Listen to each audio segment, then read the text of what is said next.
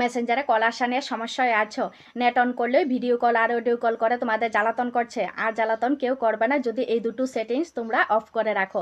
তোমাদের মতো আমাকেও কিন্তু এরকম ফোন করে জ্বালাতন করতো, তো আমি এই দুটো সেটিংস অফ করে রেখেছি আর কখনো কিন্তু আমাকে ফোন করে জ্বালাতন করিনি। আমি তোমাদের স্ক্রিন রেকর্ডের মাধ্যমে দেখিয়ে দেবো এই দুটো সেটিংস তোমরা অফ করে রাখবে, তোমাদের আর কেউ কল করে জ্বালাতন করবে না। তোমাদের যদি আমার এই ভিডিওটা দেখে একটু উপকার হয় তাহলে ভিডিওটা সবার মধ্যে ছড়িয়ে দিতে পারো, যাতে করে সবারই উপকার হয়। আর ভিডিওতে একটা লাইক কমেন্ট করে জানিও যে ভিডিওটা কেমন হয়েছে। আর যদি এরকম কোনো টিপস ভিডিও তোমাদের চাই তাহলে বলতে পারো, আমি যতটুকু জানি তোমাদের মাধ্যমে শেয়ার করে দেব। তো চলো স্ক্রিন রেকর্ডের মাধ্যমে দেখিয়ে দিচ্ছি।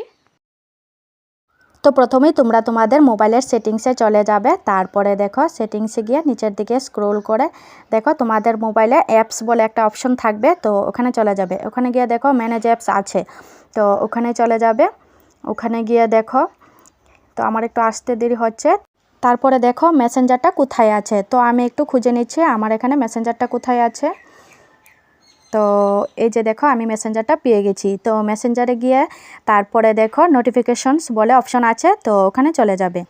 ওখানে গিয়ে দেখো আবার নিচের দিকে স্ক্রোল করে এই যে কলস বলে একটা অপশন আছে, তো ওখানে চলে যাবে। এখানে দেখো শো নোটিফিকেশনস, এটা যদি তোমাদের অন থাকে তাহলে তোমরা অফ করে দেবে, তাহলে তোমাদের আর কল আসবে না।